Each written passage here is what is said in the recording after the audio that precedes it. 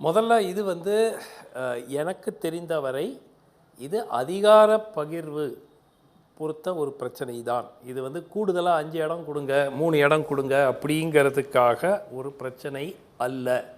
பல காங்கிரஸ் தலைவர்களிடம் பேசும்போது அவர்கள் தொடர்ந்து கூறுவது இது ஒன்று தான், ஆட்சியில் பங்கு வேண்டும் அப்படிங்கிற ஒரு உத்தரவாதம் எங்களுக்கு தேவை. இது வந்து 25 சீட்டுக்கு பதிலாக நீங்கள் இன்னொரு 3 சீட்டு வச்சுக்கோங்க அப்படிங்கிற பிரச்சனை அடிப்படையில் இல்லை. அவங்க ஈவன் ஹைப்போதெட்டிக்கலாக நாளைக்கு திமுக இதே 25 சீட்டை மட்டும் கொடுத்தாங்கன்னா கூட காங்கிரஸ் அதை ஏற்றுக்கொள்ளும், ப்ரொவைடட் ஆட்சியில் பங்கு என்ற ஒரு உத்தரவாதம் கிடைத்தால். ரெண்டாவது பாயிண்ட்டு, நம்ம வந்து இங்கே வந்து மாணிக்கம் டாகூர் யார், அவருக்கு என்ன லோக்கல் ஸ்டாண்டை, இதெல்லாமே விட்டுடுங்க. பிரவீன் சக்கரவர்த்தி யார், எல்லாத்தையும் விட்டுறலாம். கிரீஷ் சோடங்கர் இந்த பேச்சுவார்த்தைக்காகவே நியமிக்கப்பட்டிருக்கிறார்.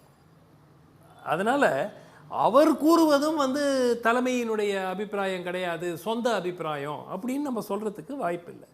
கிரீஷ் சோடங்கர் என்ன சொல்கிறாரு, நாங்கள் எங்களுடைய கோரிக்கைகளை வச்சுட்டோம், 70 நாட்களுக்கு காத்துக்கிட்டு இருக்கோம், பதிலே வரல அப்படிங்கிறாரு.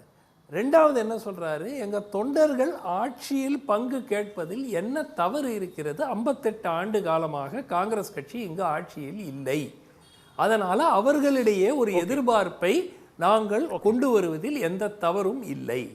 ஸோ நீங்கள் இவரை விட்டுடுங்க, செல்வ பெருந்தகை இந்த பக்கம், கார்த்தி சிதம்பரம் இந்த தமிழ்நாட்டு மக்களே விட்டுடுங்க, தமிழ்நாட்டு லீடர்ஸே எடுக்காதீங்க. நீங்கள் கிரீஷ் சோடங்கர் பேச்சுவார்த்தை கூட்டணி பேச்சுவார்த்தை குழுவினுடைய தலைவர், அதை ஒத்துக்கிறீங்களா? காங்கிரஸ் தலைமை தானே. ஓகே, அவர் கூறுவதற்கு முக்கியத்துவமே இல்லை, அவர் சொந்த கருத்து சொல்றாரு. இதுக்கப்புறம் இல்லன்றது எப்படி சொல்ல முடியும்? இல்ல நான் சுமந்த் கேக்குறது, சுமந்த் நம்பர்ஸ் பிரச்சனை இல்ல, பாலிசியா வந்து ஆட்சியில பங்கு தரணும் அப்படின்றது தான் கிரக்ஸ், இது இந்த பிரச்சனையினுடைய அடிப்படை வேர் அப்படின்னு நீங்க கருதுறீங்க, சொல்றீங்க. முதலமைச்சர் அதுக்கு வாய்ப்பு இல்லைன்னு பிஜேபி என்டிஏல அதுதாங்க ஒரு ஒரு ரொம்ப ஸ்ட்ரென்த்தான பொசிஷன்ல இபிஎஸ் இல்ல, அவரே அதிமுக தனி பெரும்பான்மை பெறும் எங்க ஆட்சி அப்படின்னு சொல்றாரு. முதலமைச்சரும் தன்னோட பொசிஷனை கிளாரிஃபை பண்ணிட்டாரு, கூட்டணி ஆட்சிக்கு இடம் இல்லைங்கன்னு பொதுவெளியிலே போட்டு சொல்லிட்டாரு. கூட்டணி ஆட்சி தான் எங்க நிபந்தனை, அதுக்கு ஏற்றுக்கொண்டால்தான் பேச்சுவார்த்தைக்கு வருவோம்னு காங்கிரஸ் சொல்லுமா? 22ஆம் தேதி பேச வரும் அழைத்தால் முதலமைச்சர் கிளாரிஃபை இப்படி சொல்லிட்டாரு, நாங்க வந்து என்னங்க பேச போறோம் அப்படின்னு சொல்லி பேசாம இருப்பாங்களா? இல்லை, பேச்சுவார்த்தைக்கு வருவார்கள், மீண்டும் அந்த கோரிக்கையை வைப்பார்கள். அதற்கு பிறகு என்ன நடக்கும் அப்படிங்கிற ப்ரெடிக்ட் பண்ணுறது தான் கஷ்டம். ஒருவேளை திமுக இதற்கு வாய்ப்பே கிடையாதுங்க, இதை பற்றி பேசவே வேண்டாம் அப்படின்னு திட்டவட்டமாக மீண்டும் 22ஆம் தேதி கூறிவிட்டார்கள் என்றால் காங்கிரஸ் என்ன செய்யும்? இதுதான் பாயிண்டே தவிர பேச்சுவார்த்தை குழுவில் வந்து ஒரு டிஆர் பாலுவோ ஏவா வேலுவோ நேருவோ இருக்கிறாங்க. அவங்க வந்து ஏற்கனவே இந்த பொசிஷன்ல எங்க தலைவர் கிளாரிஃபை பண்ணிட்டாரு, எங்க position is already been stated, இது அதுல ரீகன்சிடரேஷன் இல்லை அப்படின்னா அலையன்ஸ் பிரேக் ஆயிடுமா? ஏங்க அதுதான் சொல்றேனே, அதை வந்து போன வாரம் வரைக்கும் என்ன கேட்டிருந்தீங்கன்னா 100க்கு 100 பிரேக் ஆகாது. அதுதான் என்னுடைய ஸ்டாண்டு. நான் இந்த சேனல்லையே நான் பல முறை சொல்லியிருக்கேன், என்ன ஆனாலும் காங்கிரஸ் திமுக விட்டுட்டு போகாது. ஆனால் இன்று எனக்கு 2 விஷயந்தான். ஹைகமாண்டிலிருந்து இவர்களை மாணிக்கம் தாகூர் தன்னிச்சையாக சொந்தமாக இவ்வளவு தூரம் ஒரு வாட்டி பேசுகிறார், ஓகே, 2 வாட்டி பேசுகிறார், தொடர்ந்து அதை பற்றி பேசிக்கொண்டிருக்கிறார். அவர் கொஞ்சம் பேசாமல் இருங்கன்னு யாருமே ஹைகமாண்ட்லேருந்து சொல்லலை, இல்லை அவர் மீது எந்த நடவடிக்கையும் எடுக்கப்படலை. பிரவீன் சக்கரவர்த்தி மீது நடவடிக்கை எடுக்கணும்னே கேட்டாங்க, செல்வ பெருந்தகை நடவடிக்கை எடுக்கல, ராகுல் காந்தி லீடர்ஷிப்பே அவர் क्वेश्चन பண்ணி விட்டாரு, அவர் மேலேயே அவங்க நடவடிக்கை எடுக்கல, இவங்களே அது பண்ண போறாரு. அதாங்க இல்லை என்னுடைய பாயிண்ட் வந்து, இவர் மாநில தலைவர் வைத்த கோரிக்கையை ஹைகமாண்ட் இந்த விஷயத்தில் ஏற்கவில்லை, இது இந்த நிமிடம் வரைக்கும் ஏற்கவில்லை. அதனால ஒருவேளை அவங்க சொல்லி தான் இவங்க பேசுகிறாங்களோ அப்படிங்கிற சந்தேகம் இருக்கலாம். அப்படி கூட நீங்கள் அதை கூட டிஸ்கவுண்ட் பண்ணிட்டீங்கன்னா, என்னை பொறுத்த வரைக்கும் இந்த குழு தலைவரே சொல்கிறாரு, பேச்சுவார்த்தைக்கு வைக்கப்பட்ட குழு தலைவர் அவர் கூறும்போது அதையும் வந்து நம்ம கண்டுக்க வேண்டாம். இல்ல கார்த்தி சிதம்பரம் சொல்றது அந்த பாயிண்ட தாண்டலாம், அது அகில இந்திய தலைமையோட கருத்தாகவே இருக்கட்டும். அகில இந்திய தலைமை சொல்லியே மாணிக் தாகூர் பேசுறாரு. அவர் ஜோதிமணியவோ கார்த்தியவோ மீதி யாரையுமே அகில இந்திய தலைமை நம்பல. நீங்களும் பிரவீனுக்கு மட்டும் இந்த அசைன்மெண்ட் கொடுக்குறோம், தொடர்ந்து இந்த பிரச்சனையை நீங்க வந்து ரேக்கப் பண்ணிட்டு இருங்க அப்படின்னு கார்கேயும் ராகுல் காந்தியோ இல்லையே கிரீஷ் சோடங்கர் சொல்றாரு. ஒரு செகண்ட் சார், இவங்க உங்களுக்கு இல்ல, மட்டும் கிரீஷ் சோடங்கரே இருக்கட்டும், கிரீஷ் சோடங்கரே இருக்கட்டும், கரெக்ட், கிரீஷ் சோடங்கரே இருக்கட்டும், அவங்களே சொல்லிடுறாங்க. டிஎம்கே தன்னுடைய நிலைப்பாட்டில் கூட்டணி ஆட்சின்றதை பேசுறதுக்கு இங்க ஒன்றும் வாய்ப்பே இல்லைங்க, நம்பர்ஸ் வேணா பேசலாம், அதிகார பகிர்வு பற்றிலாம் பேசுறதுக்கு ஒன்றும் இல்லை அப்படின்னு சொல்லிட்டாங்க. அப்படின்னா ஏற்கனவே முதலமைச்சர் கன்சிடர் பண்ணுறதுன்னா வரட்டும் பேசும்போது பார்க்கலான்னு சொல்லியிருக்கலாம். அவர் பட்டவர்த்தனமாக போட்டு உடைச்சிட்டார், வாய்ப்பு இல்லைன்னு. டிஎம்கே தன்னுடைய நிலைப்பாட்டை ரீகன்சிடர் பண்ணணும்னு நினைக்கிறீங்களா, இல்லை காங்கிரஸ் ரீகன்சிடர் பண்ணணும்னு நினைக்கிறீங்களா, இல்லை காங்கிரஸ் வேற ஏதாவது பிளானை பேக் எண்டில் வச்சுக்கிட்டு இந்த கோரிக்கையை நோக்கி நகர்றாங்களா, வேணும்னு அடைய முடியாத ஒரு இலக்கை சொல்றாங்களா? பேக் எண்டில் நிச்சயமாக காங்கிரஸ் பிளான் பி வச்சிருக்கிறாங்க. இதில் வந்து ரெண்டு விஷயமும் பார்க்கணும். அடித்தளத்தில் இருக்கக்கூடிய காங்கிரஸ் தொண்டர்கள் என்ன விரும்புகிறார்கள்ங்கிறது இது வரைக்கும் நம்ம யாருமே வந்து நமக்கு பார்த்தது அந்த மாணிக்கம் தாகூர் மீட்டிங்கில் 2-3 கட்சி நபர்கள் பேசினாங்க. அது வந்து அவர்களுடைய ஆதரவாளர்களாக இருக்கலாம், பேசியிருக்கலாம், வாட் எவர்.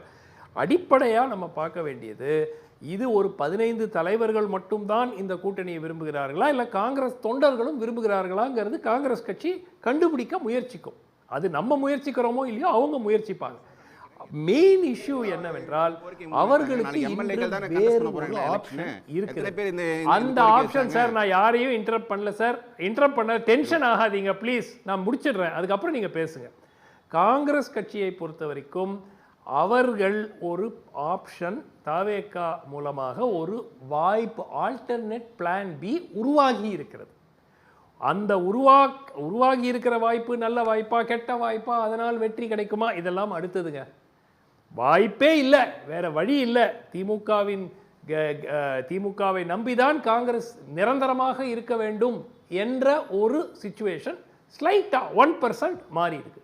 அதனால அவங்க பயன்படுத்திட்டு அவங்க கேட்குற கோரிக்கை நியாயமான கோரிக்கை. And one more thing Guna, நீங்க சொல்றது எனக்கு புரியவே இல்லை. நெகோசியேஷன்னா என்ன? நான் ஒரு பொசிஷனை சொல்லிடுவேன், நீங்க ஒரு பொசிஷனை சொல்லிடுவீங்க, அப்புறம் பேச்சுவார்த்தை நடக்கும் போதுதான் எம் பொசிஷன்ல இருந்து நான் அப்படி இல்ல கொடுப்பேன், உங்க பொசிஷன்ல கீழ் மட்டத்துல யாராவது ஒருத்தங்க சொன்னா ஓகேங்க. முதலமைச்சரும் திமுக தலைவருமான திரு ஸ்டாலின் இதுதான் எங்க நிலைப்பாடுன்னு திட்டவட்டமா சொல்லிட்டாரு. அவர்கிட்ட வந்து நீங்க வந்து பேச்சுவார்த்தைக்கு வாங்கன்னா நீங்க அவர்கிட்ட போய் பேச போறது இல்ல. 2016ல இல்லையே, இப்போ 2016 தேர்தலில் ஆட்சிக்கு வந்தவுடன் பூரண மது விலக்குன்னாரு. இப்போ அடுத்த தேர்தலில் அதை பற்றி பேசவே இல்லையே.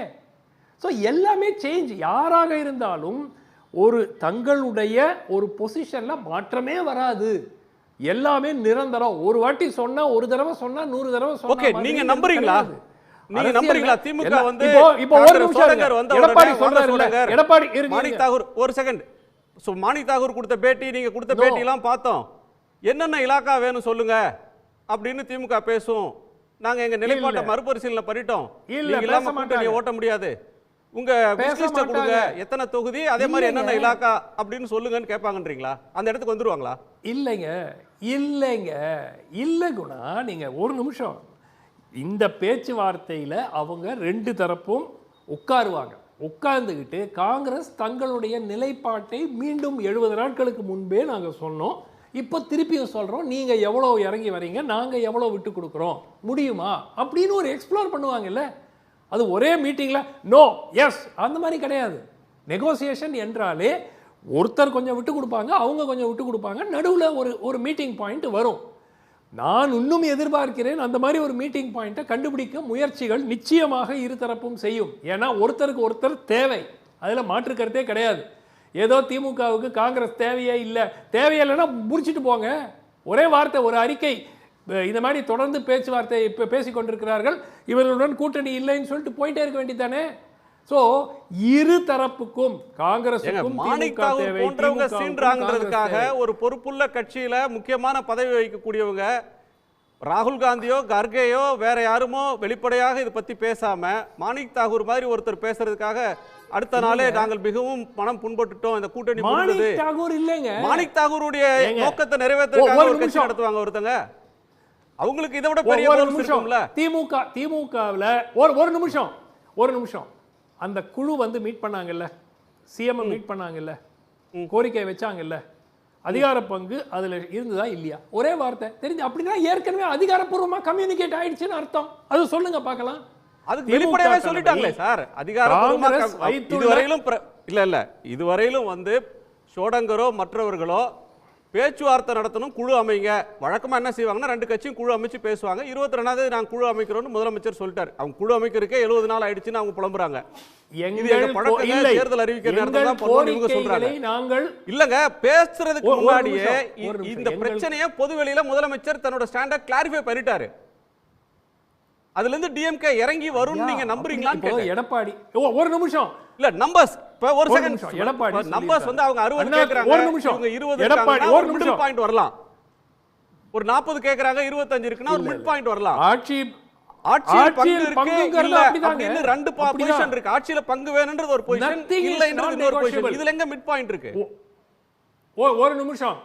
இப்போ இன்னைக்கு ஒருவேளை இப்ப அதிமுகல எடப்பாடி சொல்றாரு நாங்கள் தான் தனித்து ஆட்சி அமைப்போம் அப்படின்னா நிஜமாவே அதுதான் பொசிஷனா? இல்ல, 100க்கு 100 அதிமுக ஆட்சி மெஜாரிட்டி கிடைத்தாலும் கூட்டணிக்கு கிடைத்தாலும் உறுதியாக அது கூட்டணி ஆட்சி தான். அதுல மாற்று கருத்தே கிடையாது. பொசிஷன் எடுக்கிறது பப்ளிக்கு இல்லைங்க. நாங்க காங்கிரஸ் இந்த மாதிரி கேட்கறாங்க, நாங்க பயந்துட்டோம், நாங்க விட்டு கொடுத்துறோம், நாங்க ஆட்சியில பொறுப்பு கொடுத்துறோம், எவ்வளவு சீட் வேணும்னு கேட்பாங்க. தெரியும், உலகத்துக்கே தெரியும். எடப்பாடி என்ன சொன்னாலும் அவங்க பேசிட்டே இருக்காங்க என்டிஏ கவர்மெண்ட்னு. என்டிஏ கவர்மெண்ட் அவங்க பேசுறாங்க. அவர் என்டிஏ கவர்மெண்ட்னு சொல்றதே ஏடிஎம்கே கவர்மெண்ட் தாங்க அப்படின்னு எடப்பாடி சொல்றாரு. இன்டைரக்டா அன்அபிஷியலா அதே காங்கிரஸ் சொல்லிட்டாரு. முன்னாடி பேசினா எங்க பொசிஷன் வீக் ஆயிடும் அப்படின்னு ஒரு கன்சென்சஸ்ல அவங்களுக்குள்ள ஒரு மியூச்சுவலா ஒத்துக்கொண்டு வெளிப்படையா அவங்க என்டிஏன்னு பேசிப்பாங்க, இவர் அதிமுக பேசுற ஒரு தன்மை இருக்கு. டிஎம்கே காங்கிரஸ் அலையன்ஸ் இதே இடத்துக்கு போயிடுவாங்க. காங்கிரஸ் அதானே கேக்குது. எடப்பாடி பொசிஷனும் ராகுல் காந்தி பொசிஷனும் முதலமைச்சர் பொசிஷனும் மோடி பொசிஷன் அமித்ஷா பொசிஷனும் ஒண்ணுதான். ஒரு விஷயம் மட்டும் பாருங்க, யாருக்கு இழப்பதற்கு அதிகம் இருக்கிறது? காங்கிரஸுக்கு 18 எம்எல்ஏ, மேக்ஸிமம் என்ன ஆகும்? 0 எம்எல்ஏ வரும். காங்கிரஸ் எத்தனையோ முறை காங்கிரஸ் முக்து பாரத்னு மோடி சொல்ற கனவு ஆயிடுமே சார். காங்கிரஸ் முக்து அசெம்பிளி ஆயிடுமே. ஆகட்டங்க, அவங்க கர்நாடகால ஆட்சியில இருக்காங்க, தெலுங்கானால ஆட்சியில இருக்காங்க, இமாச்சல் பிரதேஷ்ல ஆட்சியில இருக்காங்க. திமுகவுக்கு இருக்கக்கூடிய ஒரே கவர்மெண்ட் இழக்கக்கூடிய ஒரு ரிஸ்க் இருக்குல்ல. யாருக்கு இழப்பதற்கு அதிகம் இருக்கிறது? இவங்களுக்கு தானங்க இருக்கு. காங்கிரஸ் 2029ல 40 எம்பிக்கள் வர்ற ஒரு ஸ்டேட் அவ்வளவு எளிதா விட்டுருவாங்களா சார்? 40 எம்பிக்கள் வரக்கூடிய வாய்ப்பு இருக்கிற கன்சிஸ்டன்ட்டா கொடுத்துட்டு இருக்கிற ஒரு ஸ்டேட்ட தேசிய கட்சி அவ்வளவு கேஷுவலா அவங்கள பொறுத்த வரைக்கும் 9 எம்பிக்கள் 10 எம்பிக்கள் அவங்கள பொறுத்த வரைக்கும் 10 எம்பிக்கள் 40 எம்பிக்களுக்கு 40 எம்பிக்கள் சார். அவங்களை பொறுத்த வரைக்கும் இந்தியா கூட்டணி என்பதே இருக்கிறதா என்று கேள்விக்குறியாக பலர் கூறிக்கொண்டிருக்கிறார்கள். கர்நாடகால ஜெயிக்கலையே. மெயின் பாயிண்ட் குணா, யார் ஜெயிக்கல? காங்கிரஸ் தானே ஜெயிச்சது. 10 எம்பி ஆட்சியில் இருக்காங்க கர்நாடகால. 10 எம்பி எங்க சார் ஜெயிச்சாங்க? காங்கிரஸ் ஆட்சியில் இருக்கிற மாநிலத்தில் அவங்களால 10 எம்பி ஜெயிக்க முடியல. 10 எம்பி இல்ல சார், இங்க சார். ஓகே, நான் சூர்யாவோட கோணத்தை கேட்டு வந்தறேன். சூர்யா, சுமந்த் சொல்லக்கூடிய ஒரு லாஸ்ட் பாயிண்ட் இன்றும் எனது நம்பிக்கை ஏதாவது ஒரு அக்ரிமெண்ட் எட்டப்படும் என்றுதான். இந்த கூட்டணி முறியும் என்று நான் இன்னும் நம்பவில்லை. ஆனால் ஒரு வாரத்துக்கு முன்பு இருந்த நிலைமை இன்று இல்லை. அவுட்சைட் பாசிபிலிட்டி இது முறியறதுக்கும் வாய்ப்பு இருக்கிறது. அதுதான் கூட்டணி முறியறதுக்கும் வாய்ப்பு இருக்கு அப்படின்னு சொல்ல வரீங்க, அதானே? Outside chance, small chance. இன்னைக்கும் மோஸ்ட்லி இது எப்படியாவது ஒரு அரேஞ்ச்மெண்ட் அவங்க ஒர்க் அவுட் பண்ணிடுவாங்க. அப்படி முன்னாடி 0% சான்ஸ் இது உடையும்னு சொன்னது இப்போ ஒரு 5% சான்ஸ் இருக்கு. உடனுக்குடன் செய்திகளை தெரிந்து கொள்ள சன் நியூஸ் பெல் ஐகானை கிளிக் பண்ணுங்க.